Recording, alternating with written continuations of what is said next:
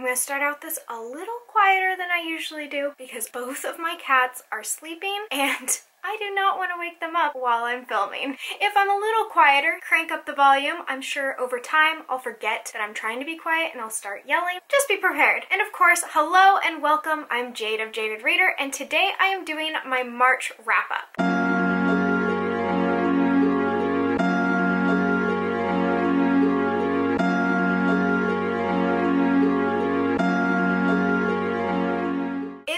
March, I read 12 books. For me, personally, it's awesome. I was really excited to do this wrap-up. I had some really great books in the month of March. If you want to know a little bit more about my star system, I will have the description for it down below, as well as everything else you need to know about this video. And I will be reading off the books in ascending order, starting from the lower rated books all the way up to my favorites. So without further ado, here we are. First up on my list is Akata Witch by Nnedi Okorafor. Now, this fulfilled the prompt for Witchathon, which is to read a book set in a warm climate. This book takes place in Nigeria. The entire time it seemed to be quite warm, so I'm feeling pretty confident that I fulfilled that prompt. Now, the premise of Akata Witch is really interesting. Sunny is a Nigerian American who moves back to Nigeria, and she finds out that she is a leopard person, as well as being able to see into a very dark future. So her and her newfound friends go to solve a murder case. I definitely had reminiscent vibes of a Harry Potter plot. However, the vibe and mood is completely different in this book. So if you are thinking this is going to be a Harry Potter remix, it's not. It's definitely its own thing. In Akata Witch, you follow Sunny, our main character, who's Nigerian American but living back in Nigeria. And there's also albino rep in here because Sunny herself is albino. First off, just the fact that this had such a cool, strong female main character was really great, and then it was an all-black cast, so the black representation in this book is fantastic. Now, of course, there is albinism representation in this book, as well as a lot of learning disorders such as ADD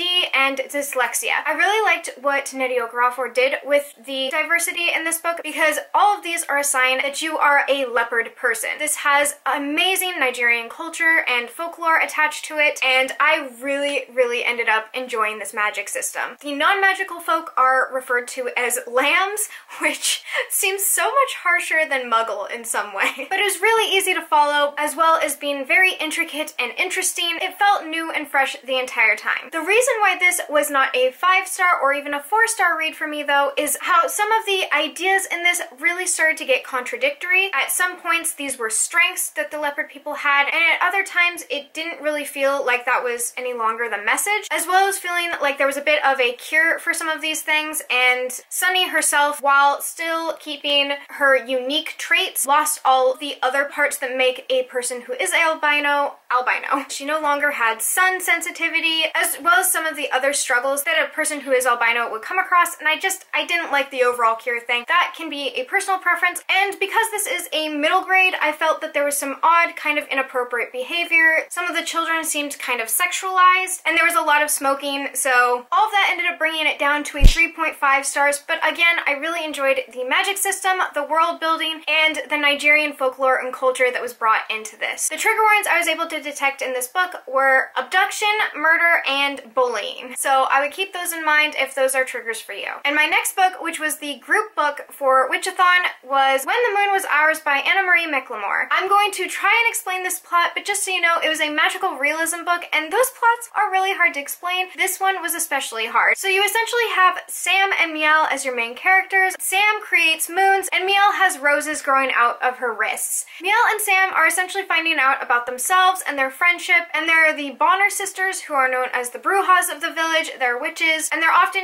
found causing some chaos with the boys in the village. Now, I will say, I thought that the Bonner sisters could have been a little bit better constructed, but I was very interested in Miel and Sam's storylines, and they kept me pretty distracted from the fact that I didn't always know what was going on with the Bonner sisters past them being somewhat villainous, but the writing in this book is super fantastical. Like, I'm talking high high grade whimsy here. So if you like magical realism or you would like to give it a try, this is a very good example of what magical realism is. Wow, I couldn't tell sometimes if I was reading poetry, if I was in a fever dream, or what was going on, but I was enjoying it the whole time. If that's your cup of tea, then this is your cup of tea. There are some trigger warnings for this, as well as some excellent representation. So first off, trigger warnings, we have transphobia, abuse, drowning, and death of a loved one, as well as when we were talking in the live chat that a lot of people were disturbed by a moment in the book that I would say would be a claustrophobic trigger. So if you are easily claustrophobic, I would say that there is a scene in this book I would consider a claustrophobic trigger. And if you have any questions about any of these triggers, feel free to leave a comment below and I can give you better detail on what that trigger has if it doesn't bother you that it's a spoiler. For the representation, there's amazing POC rep, there's amazing trans representation. I have never read a trans perspective before in a book, and I don't know why I haven't, except for that I'm going to try and remedy that because I really enjoyed reading from that perspective. From my understanding, it seemed to be very well done, and Anna Marie McLemore does write from her own experiences as well as her partner's, so while each perspective is a different perspective, I really enjoyed reading this one. And I ended up giving When the Moon Was Ours a 3.5 out of 5 stars, though I might switch it to a 4-star. I've had some time. I really did like the writing, so I might go back and give it a 4-star. We're on the fence. After that, we have Radio Silence by Alice Oseman. I sort of buddy read Radio Silence with Rachael Marie from Rachael Marie Book Junkie. I had every intention of buddy reading with her, but I messed up and was too slow.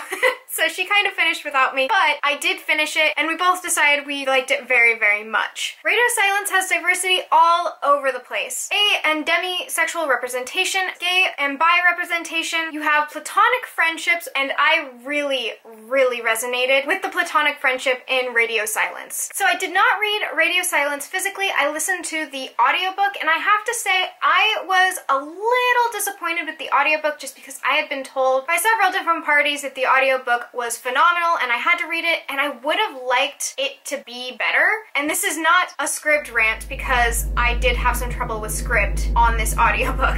The audiobook itself just wasn't as wowing to me. I thought that they were going to do a lot more considering they had the option of radio being played, and it just didn't feel like that. That was a bit of a bummer there, but not an effect on the story itself, which is wonderful. So in order to not give spoilers away, I am going to take out names from the plot and just say you have someone who hosts a radio show called Radio Silence, and you have another character who writes a lot of fan art for it. Now the fan artist ends up being asked to participate in Radio Silence and do official artwork for the channel, and they end up accidentally meeting in real life. They put this beautiful friendship together, and in the background you see the channel getting bigger, but really this plot is not a plot at all, it's about the characters. So while the plot is still rolling, you are finding out a whole bunch of character development. You get their individual story arcs, and it was really beautiful. So if you just want to read a book that is completely character driven, this is the book to read. I will say there is a trigger warning for parental abuse, both emotional and I would say psychological, so I'd watch out for that if that's something that triggers you. But I ended up giving Radio Silence a 4 out of 5 stars. It was phenomenal, and I would definitely recommend it. After that, I have Queen's Rising by Rebecca Ross. This was gifted to me by the lovely Madison at Princess of Paperback. Thank you, Madison, so much. She recommended me this book as well as gifted it to me, and I really, really enjoyed it. I loved this story. It was super unique and really interesting. So let's get into it. I originally described this as kind of having a Nevermore plot. It doesn't at all have a Nevermore plot.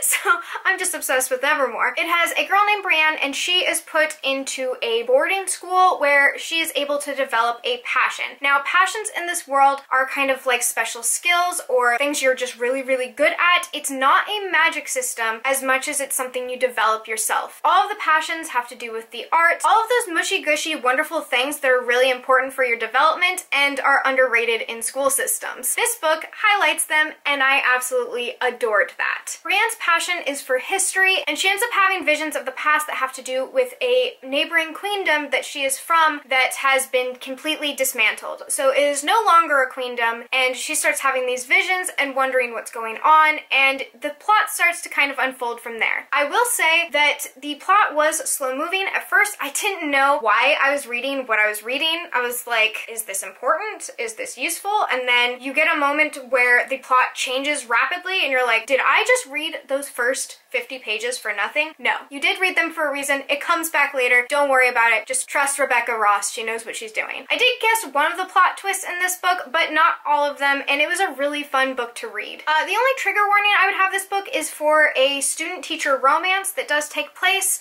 so if that's something that upsets you, it's in this book. And I ended up giving Queen's Rising a 4 out of 5 stars. So the next book on my list is One of Us is Lying by Karen McGinnis. One of Us is Lying is not my typical read, but it was definitely a lot of fun. It was also recommended by Madison. I should just have an entire video dedicated to all the books that Madison makes me read. But I do have a vlog where I go over and I'm reading several of these books, and I do have quite the strong reaction while reading this, so if that's something that interests you, I will leave a link up above and you can go watch that vlog. It's still fairly new.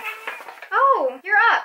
Good. One of Us is Lying is actually filled 2 prompts in the Zodiac-a-thon. It fulfilled the prompt for a mystery and a morally gray character. All of these characters are morally gray. I had no idea what was going on or who was guilty, who was not guilty the entire time reading this book, and that is because these characters are very interesting, but none of them are great. Alright, so the plot of this book I gotta be brief on, because honestly, it's a mystery. I don't want to give anything away. You have 5 kids enter a room for detention. The detention already is super suspicious. Only 4 of them leave and 1 of them is dead. Of course, because they are the only 4 in the room when this person dies, it's assumed that 1 of them ended up being the killer. And you get to go through their lives for the aftermath and the investigation becoming more and more interesting as it goes along. There are quite a few trigger warnings in this book, including suicide, attempted suicide, bullying, harassment, slut-shaming, reference to school shootings, alcoholism, abandonment, homophobia, chronic illness, and self-harm. So if any of those things are upsetting to you, keep in mind that they are prevalent in this book. I ended up giving this book 4 out of 5 stars because I'm not sure how well all of these triggers and things were handled. Some of them felt a bit questionable to me,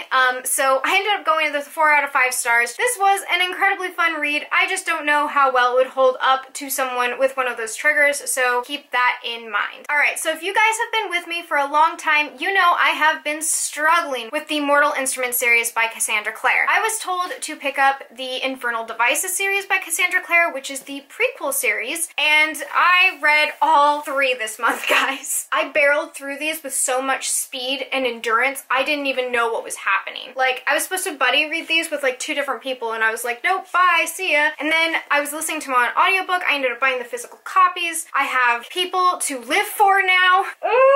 These were really good. I really liked these. They were entertaining. They were fun. They were thoughtful. I thought the writing was good. I didn't hate the main character. It was great. There are so many great relationships in here that are not to be overlooked. Yes, the romance is good. Both romances are good. They're both steamy and sweet and thoughtful. I cried so many times during these series. I think in Clockwork Princess, it ended up being 3 times that I cried. All of the tears are mixing together now. I gave Clockwork Angel 4 out of 5 stars. Clockwork Prince 5 out of 5 stars. Nailed it. Went right through it. It focuses highly on one of my favorite characters. It was great. And Clockwork Princess I also gave 5 out of 5 stars. The overarching storyline is that it is definitely a prequel series, so it's got shadow hunters in it. Shadow hunters are these like demon slaying, half angel, half humans, and then there's also the underworld involved. So all the underworlders are like demons, fairies, elves. I think that there was like some sort of troll. I don't remember. There's a lot of underworlders. Warlocks, that's a thing. And they are all kind of working together, but it's set in like 18th century London? I don't know. It was excellent. The setting, the characters, the plots were all really good. I didn't see a lot of the twists, but they gave you little hints and nuances, and just, I cried, I enjoyed it, they're done.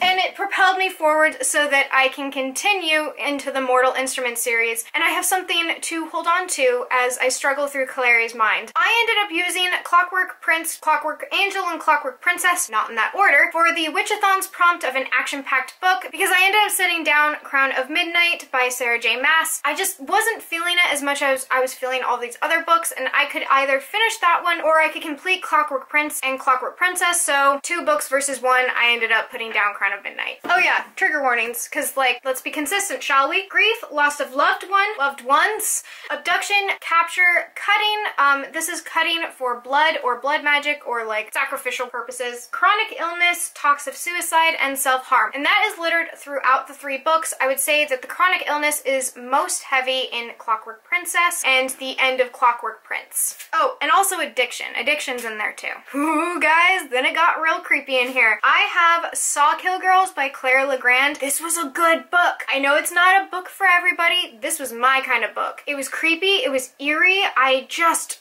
really liked the writing style. I loved all of the characters. Be it main character, villain, I thought that everyone was really quite interesting. Except for the mom. I guess the mom wasn't interesting. Everyone else was really interesting. This was a good book. This fulfilled the prompt in Witchathon for a book I wouldn't normally read, and I will be reading a lot more books if they resemble this one. The rep in this is also really excellent, and it just seemed to flow right into the storyline. You have biracial representation, ace representation, and female-female romance. I really enjoyed all of the character dynamics and relationships in this book. I felt that there was a constant ebb and flow. It wasn't just everyone likes each other or everyone hates each other. There was conflict. There was conflict of character, conflict of interest, and let's get into the plot. I can go on about the conflict. So you have 3 main characters, Marion, Zoe, and Val. Marion first goes to this island called Sawkill Rock, where Zoe and Val already live. Zoe and Val absolutely hate each other, and their disagreements go really far back, having to do with the loss of Zoe's best friend, who had also befriended Val. There is a monster, or I'd say a demonic presence on this island, and it is linked to some of the women on this island. Women slowly throughout time have gone missing from Sawkill Rock, and part of this story is figuring out where they're going, what's going on, and you find out a lot about this demon entity and all of the women on this island. There are some creepy ass parts in this book, like just gross. So if some of those horror story moments where there's like disgusting things happening just freak you out, read it by day or don't read it at all. It's really up to you. The other perspective in the story is also the rock itself. You get these narrative moments of the rock, and I just thought it was so interesting and so beautifully done. Okay. It was a really good book. I don't want to talk too much about it because I'll end up accidentally spoiling things. I just know it. And this also had an amazing feminist perspective that I know some people found a little on the nose, and I found to be incredibly necessary. I do have a Goodreads review for a lot of these books, but my Sawkill Girl one does go into more of the feminist perspective in it, so if you're interested in finding out more, I have my Goodreads linked down below. The trigger warnings for this book would be car crashes, death, grief, and gore. Gore being both blood and torn body parts, as well as just gross stuff. I ended up giving this book, which ended up being right up my alley, a 4.5 out of 5 stars. I don't know how I got to it, but I did. I read Daughter of Smoke and Bone by Laini Taylor. I buddy read this with Rachel Marie at Rachel Marie Book Junkie. This one,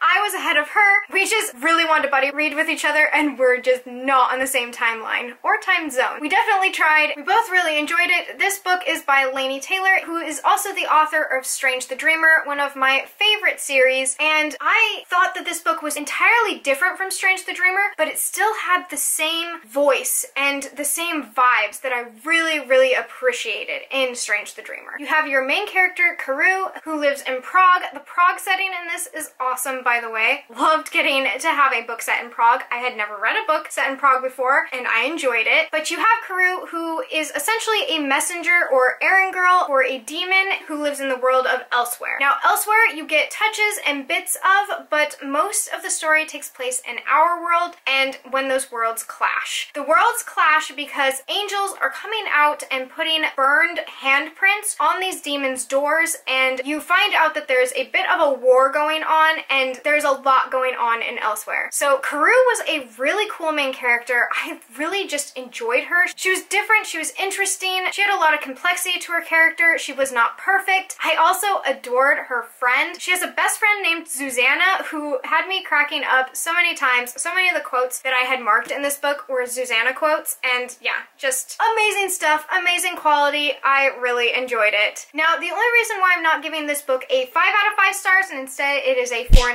out of 5 star read is because there is insta-love. Now, I will say Laini Taylor does an amazing job at insta-love. I believed it. Like, I was like, I insta-love too. And the insta-love does have a lot of redemption in it. There's a reason for it. It all is really good stuff. I liked the romance in this book, but I prefer a slow burn. I like it better. I don't know. It's the only reason why I didn't end up giving it a 5 star, and it's because I'm a sucker for the slow burn. Sorry. For trigger warnings, I will say there's a decapitation and there's war, so war stuff happens. I don't know. It's not like, not bomb war stuff, but like people dying war stuff, so keep that in mind. And if you love angel and demon stories, you'll really like this one, I think. The next book on my list, I was so proud of completing. It felt like a milestone for me. I know my boyfriend was happy too. I completed Game of Thrones by George R.R. Martin. This is a super cute edition. I got it secondhand. I believe it might be Barnes & Noble. I ended up really enjoying this edition. The pages were really easy to turn. I found it super portable. I was able to put it in just about anything and it could come along with me, which is I think how I was able to finish this book on time for Becca and the Book's Catch-Up Book Club pick. The first book and the first season of Game of Thrones sync up really, really well. Apart from some details, some dialogue, and a little bit of background history that felt like a really sweet deleted scene, this book is pretty close to the first season. There were a couple differences I wasn't happy with, such as a scene with Daenerys and her wedding night, but I don't want to give any spoilers away just because there are people out there, I don't know them personally,